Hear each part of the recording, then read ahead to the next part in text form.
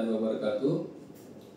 Saya Andi Hairil Asamsu SKUD, dosen program studi kehutanan Fakultas Pertanian, Peternakan dan Kehutanan Universitas Muslim Maros. Pada kali ini saya akan menjelaskan tentang pernyataan diri dosen terkait unjuk kerja Tridharma Perguruan Tinggi pada bidang pengajaran. Saat ini saya akan menjelaskan tentang mata kuliah saya, yaitu Agroforestry, di mana mata kuliah ini merupakan mata kuliah yang berada pada semester 5, dan mata kuliah ini merupakan mata kuliah wajib pada program studi kehutanan. Mata kuliah ini merupakan mata kuliah yang dipersyaratkan bagi mahasiswa program studi kehutanan. Mahasiswa yang wajib untuk mengambil mata kuliah ini harus telah mengikuti mata kuliah persyaratan, yaitu mata kuliah silvikultur yang berada pada semester sebelumnya, yaitu pada semester 4. Capaian pembelajaran mata kuliah pada mata kuliah agroforestry ini ada 4, antara lain: yang pertama, mahasiswa diharapkan mampu memahami dan menjelaskan tentang konsep dan model agroforestry.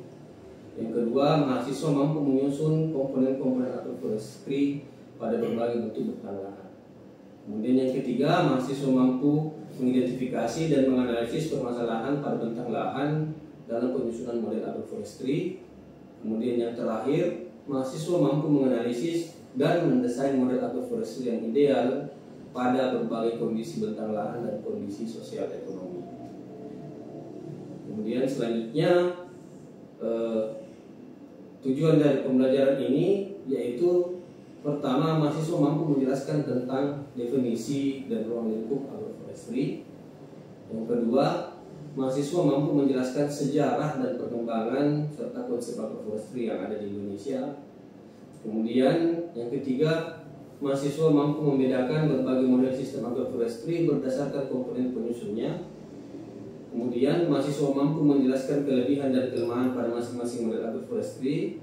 Selanjutnya yang kelima, mahasiswa mampu menjelaskan klasifikasi sistem agroforestry berdasarkan tujuan, struktur, dan penerapan teknologi tepat guna yang digunakan pada sistem agroforestry. Kemudian yang keenam, mahasiswa mampu menjelaskan aspek finansial, manfaat, dan nilai ekonomi pada sistem agroforestry. Yang ketujuh, mahasiswa mampu menjelaskan aspek sosial pada penerapan pola agroforestry. Yang kedelapan, mahasiswa mampu mendiagnosis komponen-komponen penyusun agroforestry berdasarkan tujuan pengelolaan. Dan yang terakhir, yang kesembilan, mahasiswa mampu mendesain model agroforestry berdasarkan tujuan pengelolaan. Sistem pembelajaran pada mata kuliah ini menerapkan sistem blended learning dengan mengkolaborasikan antara asinkronus atau tatap muka dengan sinkronus atau daring menggunakan platform Google Meet. Jumlah pertemuan pada mata kuliah ini yaitu sebanyak 14 pertemuan tatap muka, kemudian 1 kali pertemuan yang ujian tengah semester, dan 1 kali pertemuan untuk ujian akhir semester. Metode yang digunakan pada perkuliahan ini yaitu DIA atau Delivery, Interaction, dan Assessment. Pada penyampaian teori menggunakan 2 teori, yaitu lecture learning atau tatap muka dan assignment based learning atau pemberian tugas kepada mahasiswa. Pada aspek delivery, penyampaian materi perkuliahan dilakukan dengan metode ceramah langsung dengan menampilkan slide PowerPoint yang interaktif, yang dimana pada slide PowerPoint tersebut terdapat gambar-gambar yang memudahkan mahasiswa untuk memahami perkuliahan. Kemudian pada assignment based learning, saya memberikan tugas kepada mahasiswa untuk membuat resume dari jurnal atau materi yang telah dibahas pada pembelajaran mata kuliah tersebut. Kemudian dari assignment based learning ini bertujuan untuk mengembangkan pemahaman mahasiswa dari materi-materi yang telah diajarkan pada perkuliahan. Materi pembelajaran dan tugas mahasiswa ini juga dapat diakses pada LMS yang menggunakan platform Google Classroom khusus untuk perguruan tinggi Universitas Muslim Maros. Pada sesi interaction, saya melakukan interaksi dengan mahasiswa dengan memberikan kesempatan bertanya kepada mahasiswa pada saat perkuliahan ataukah dengan memberi pertanyaan kepada mahasiswa terkait dengan materi perkuliahan untuk mengetahui sejauh mana pemahaman mahasiswa pada materi perkuliahan tersebut.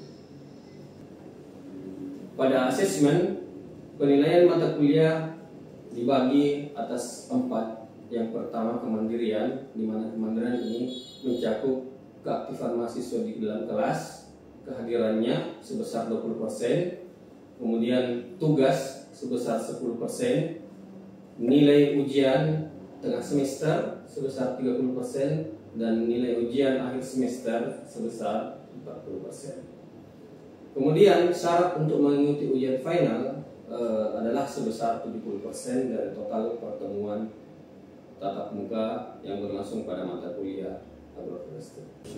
Selanjutnya saya akan menampilkan video pembelajaran saya pada ruang kelas. Terima kasih. Assalamualaikum warahmatullahi wabarakatuh. Waalaikumsalam warahmatullahi wabarakatuh. Apa kabar semua? Baik. Oke, baik adik-adik semua, kita lanjutkan pertemuan perkuliahan kita. Sekarang kita berada di pertemuan keempat, ya, membahas tentang bentuk-bentuk dan pola penerapan agroforestry. Namun sebelumnya saya akan mengabsen dulu namanya satu persatu. Dengarkan namanya. Cindy Aulia, Hadir Pak. Askar Marif, Rahayu, Hadir Pak. Sudalifa, Hadir Pak. Rizky Amelia, Hadir Pak. Abdul Aziz, Pak. M. Idris Firdiansa, Hadir Pak. Fajri, Hadir Pak. Alif Paturungi, Hadir Pak. Nur Anissa, Hadir Pak. Taufik Hidayat, Hadir Pak. Kusdianto, Hadir Pak. Sarman Ramadan. Hai Pak. Alhamdulillah hadir semua ya. Ya. Oke, baik adik-adik semua, kita akan melanjutkan perkuliahan ya. Jadi judul perkuliahan kita pada hari ini yaitu bentuk-bentuk dan pola penerapan agroforestry. Minggu lalu kita sudah membahas terkait bagaimana aspek sosial dan ekonomi dari agroforestry. Nah, hari ini saya akan menjelaskan klasifikasi dari agroforestry berdasarkan jenisnya. Jadi agroforestry itu terbagi ke dalam 2 ya. Ada yang namanya agroforestry sederhana. Jadi kalau agroforestry sederhana ini adalah suatu sistem pertanian yang mana pepohonan ditanam secara tumpang sari ya, dengan satu atau lebih tanaman semusim ya. Jadi tanaman semusim ini adalah tanaman-tanaman jangka pendek ya, seperti sayur-sayuran ya, apalagi jagung, padi dan lain-lain ya. Nah, kemudian dikombinasikan dengan tanaman kehutanan. Jadi seperti dasarnya ya agroforestry, karena namanya agroforestry, dikatakan agroforestry ketika ada komponen kehutanan di dalamnya ya, seperti itu. Nah, agroforestry sederhana ini yaitu pepohonan, beberapa pepohonan ditanam bisa sebagai pagar ya, untuk melindungi tanaman atau mengelilingi tanaman, ataukah bisa juga ditanam berbaris mengikuti pola-pola tertentu ya, sehingga terbentuk pola di mana ada kombinasi 2 tanaman ya, tanaman semusim dan tanaman jangka panjang atau tanaman kehutanan. Nah, kira-kira ada yang bisa memberikan contoh seperti apa agroforestry sederhana? Saya Pak. Ya, silakan saudara Kusdi. Jadi agroforestry sederhana itu Pak, ia adalah penggabungan antara tanaman tahunan dan tanaman musiman. Contohnya tanaman tahunan itu yaitu tanaman jati, dan tanaman musiman itu jagung. Saya kira seperti itu Pak. Oke, bagus sekali jawabannya ya. Jadi seperti itu penjelasan contoh dari agroforestry sederhana. Jadi kombinasi antara tanaman tahunan dan tanaman musiman seperti yang dibilang Kusdi tadi, ada jati dan ada tanaman jagung yang membentuk satu pola agroforestry ya, seperti itu.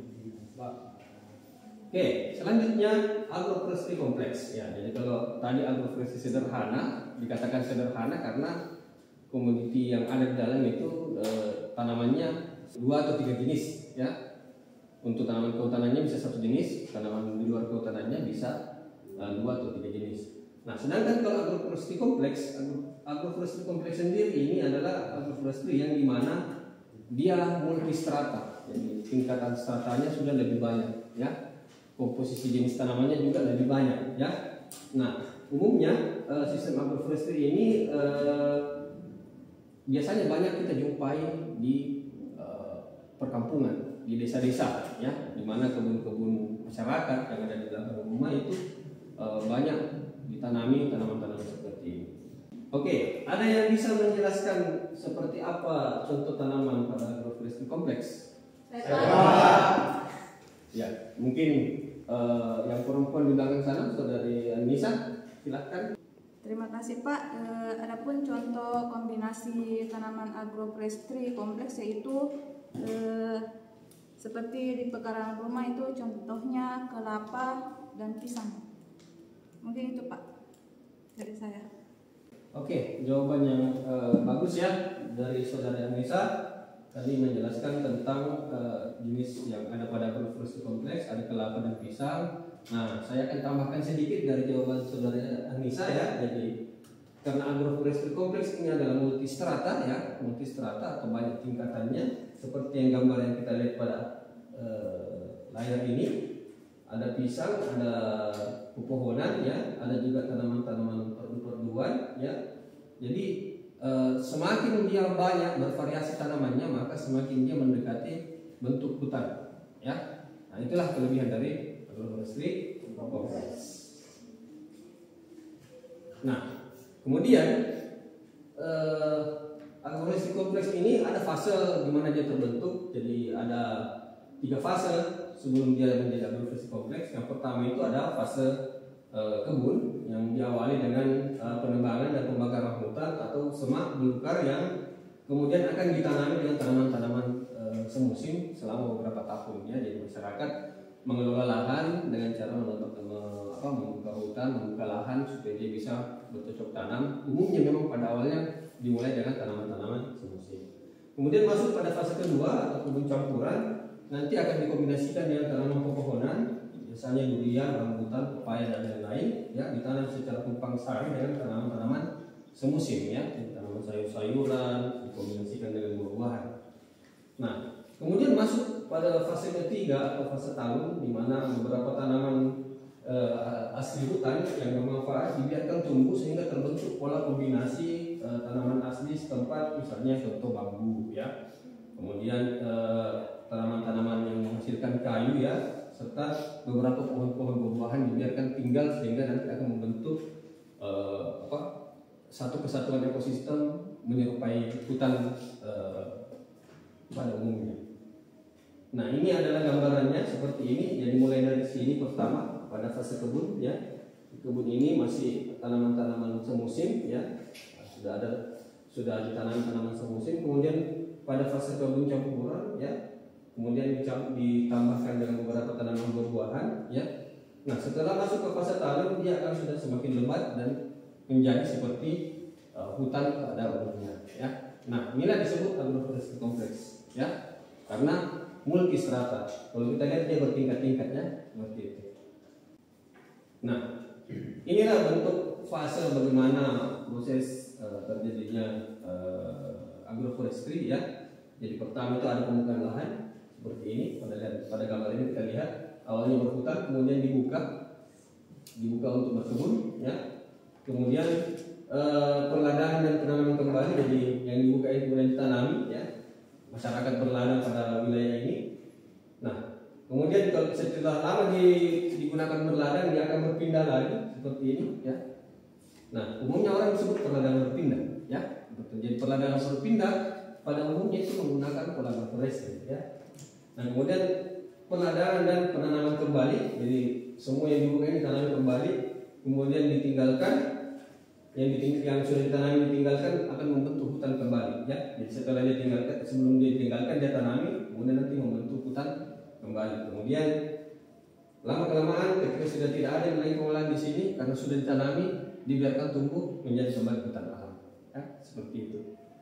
Nah, umumnya skema di kehutanan ada namanya perhutanan sosial. Semua skema perhutanan sosial itu menerapkan pola agroforestry, ya.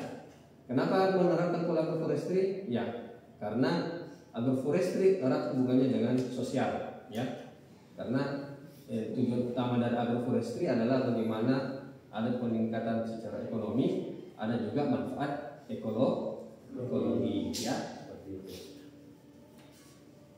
Nah, kemudian pola pengaturan tanam pada pola agroforestry yang pertama ada penanaman pohon tepi, ya.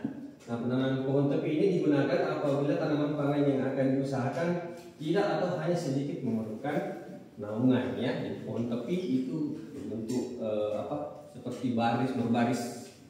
Jadi tanaman semusimnya berada di tengah, kemudian di pinggirnya itu ditanami tanaman tahunan, ya. Kemudian ada juga larikan berseling, ya. Tanaman kehutanan ditanam dalam larikan yang diselang-seling dengan larikan tanaman pangan. Jadi berselang-seling tanaman kehutanan dengan tanaman pangan, kemudian tanaman kehutanan diselang-seling, ya, seperti itu. Nah, kemudian ini contohnya seperti ini, ya. Jadi ini penanaman pohon tepi. Jadi di tengah-tengah ini adalah yang tanda X ini adalah tanaman pangan, ya, bisa jagung, padi dan lain-lain. Kemudian ini adalah tepinya, ya. Nah, ini adalah tepinya. Tepinya ini adalah tanaman kehutanan, ya. Nah, kemudian ada larikan berseling. Larikan berseling ini atau alternate row, ya, seperti ini yang saya bilang tadi, berselang-seling, ya. Ada tanaman kehutanan, ada tanaman pertanian, kemudian berselang-seling sampai batas lahan, ya, seperti itu. Nah, selanjutnya jalur berselang-seling. Kalau tadi larikan berselang-seling, sekarang jalur berselang-seling. Nah, tanaman kehutanan ini ditanam dalam jalur, ya, dalam satu jalur terdiri dari beberapa larik, ya. Jadi satu jalur bisa saja 2 sampai 3 larik. Jadi satu larik itu ada tanaman, ya. Kemudian berselang-seling, ya. Ada juga campuran acak. Nah, campuran acak ini pohon yang hutan ditanam secara tidak beraturan atau semau-maunya saja. Ini biasanya paling umum kita jumpai pada perkampungan. Ya, biasanya pekarangan di belakang rumah atau kebun belakang rumah isinya campur saja, ya, seperti itu. Nah, ini contohnya. Kalau jalur berselang-seling seperti ini, berarti biasanya 2 baris tanaman kehutanannya, kemudian ada 3 baris tanaman semusimnya, ya, seperti itu. Kemudian campuran acak seperti ini atau mixed random, ya. Nah, mixed random seperti ini. Kalau yang di atas itu jalur berseling, alay cropping, yang di bawah mixed random. Nah, kalau mixed random ini tanaman kehutanannya bebas bagaimana saja. Sisanya nanti diantaranya itu ditanami tanaman-tanaman pangan, ya, seperti itu. Nah, kita lihat contoh gambarnya seperti ini, ya. Nah, ini tadi yang jalur tepi, ya, tepi. Nah, ini kentara garisnya. Kemudian ini berselang-seling, ya, berselang-seling. Nah, ini tadi yang jalur berselang-seling, ya, seperti ini gambarnya. Nah, kemudian terakhir ini yang campuran, ya, ini campuran, yang mixed, ya, mixed garden, ya, seperti ini. Oke, sampai sini ada yang mau ditanyakan? Saya Pak. Oke, Saudara Alif mungkin silahkan. Terima kasih sebelumnya Pak. Di sini saya mau bertanya tentang pola agroforestry, apakah yang baik untuk di lahan yang kecil? Terima kasih Pak. Oke, pertanyaan yang bagus sekali. Jadi pola agroforestry apakah yang bagus pada lahan yang kecil, ya? Ya. Ya, jadi kalau lahan yang kecil biasanya tergantung dari seberapa besar kemampuan petani itu untuk mengelola lahan, ya. Biasanya kalau lahan kecil itu dimaksimalkan, ya. Umumnya biasanya kalau masyarakat itu mengelola lahan kecil itu dia menggunakan agroforestry sederhana, ya, dengan komposisi tanaman kehutanan sama tanaman musim, ya. Ada juga yang menggunakan tanaman pola agroforestry campuran, ya, yang kompleks. Namun secara produktivitas, ya, secara kuantitas produksi, agroforestry sederhana itu lebih menjanjikan ketimbang dengan agroforestry kompleks. Kenapa? Karena diversifikasi produknya, ya, secara produksi, ya, ya agroforestry kompleks itu banyak variasinya, tapi jumlahnya sedikit. Sedangkan agroforestry sederhana, ya, secara diversifikasi produknya mungkin 1-2, tapi dengan jumlah yang lebih banyak ya. Misalnya contoh jagung, ya, dengan jati yang seperti dibilang saudara Fisli tadi. Kalau jagung sama jati saja pasti jagungnya banyak, ya. Tiap 3 bulan panen jagung. Kemudian nanti 10 tahun kemudian jatinya lagi dipanen, ya. Nah, sedangkan kalau banyak ya seperti ini, misalnya anak kakaonya mungkin pohonnya cuma 1-2 ya, lebih sedikit. Ya meskipun hasil produknya banyak ya, tapi secara jumlah lebih sedikit. Jadi kalau berbicara kuantitas produksi, agroforestry sederhana lebih baik daripada agroforestry kompleks ya, seperti itu mungkin. Bagaimana saudara Ali? Terima kasih banyak Pak atas jawabannya, saya bisa tangkap dan jelas Pak. Terima kasih. Oke, ada pertanyaan yang lain? Saya Pak.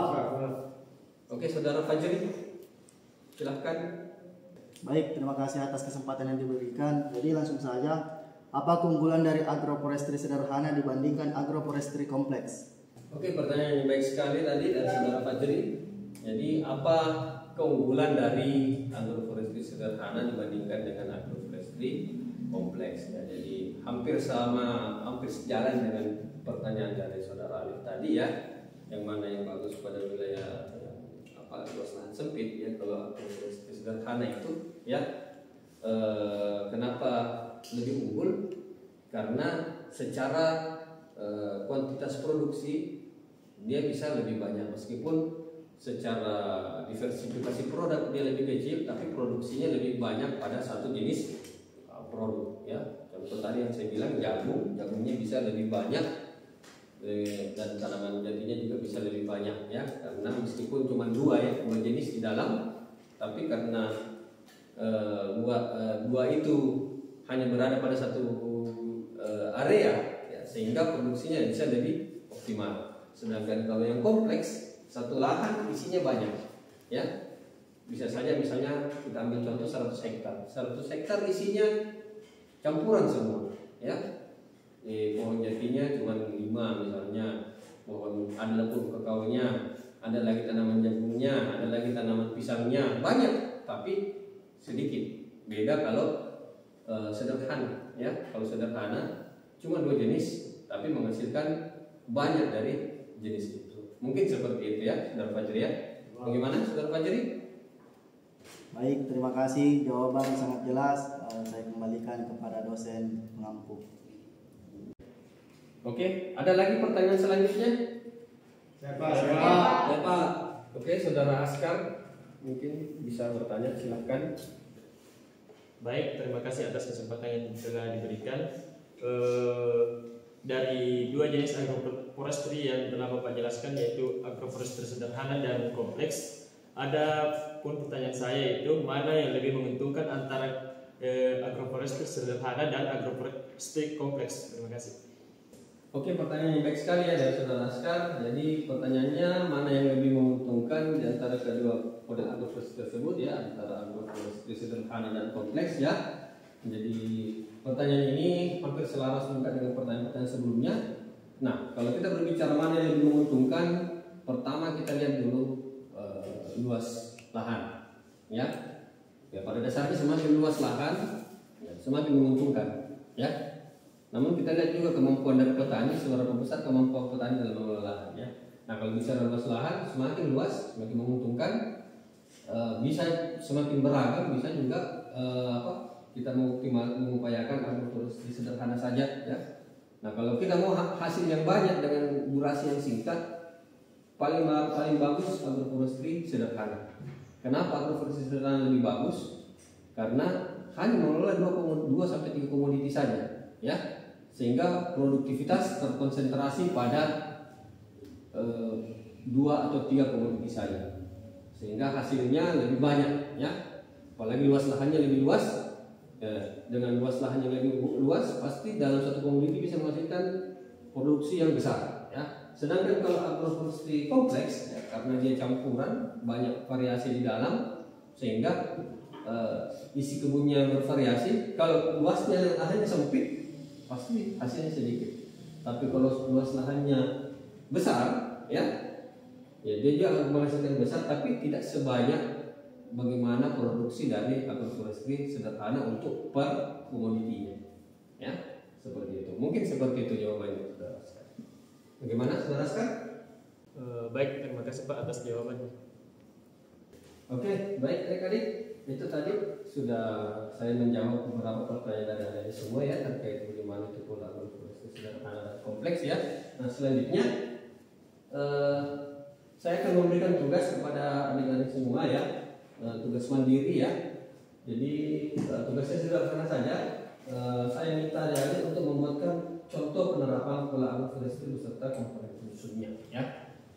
Ya, jadi seperti apa komponen penyusunnya ya? Misalnya contohnya agroforestry sederhana, apa komponen penyusunnya dalam ya? Contohnya seperti apa tanaman apa ya? Sertakan gambar ya, sertakan referensi ya, narasinya bagaimana ya? Tolong dijelaskan. Kemudian dikumpulkan menggunakan LMS yang sering kita gunakan yaitu Google Classroom ya. Ya, tugasnya dikumpulkan paling lambat 2 hari ke depan ya. Nah setelah 2 hari ke depan ada yang belum mengumpulkan, saya tidak akan menerima lagi tugas tersebut ya. Oke? Oke, jadi seperti itu saja pertemuan kita pada hari ini ya. Ya semoga ilmu yang ilmu yang saya jelaskan pada hari ini bisa bermanfaat bagi adik-adik semua dan semoga tugasnya juga bisa diselesaikan tepat waktu. Oke, cukup sekian adik-adik. Terima kasih. Assalamualaikum warahmatullahi wabarakatuh. Waalaikumsalam.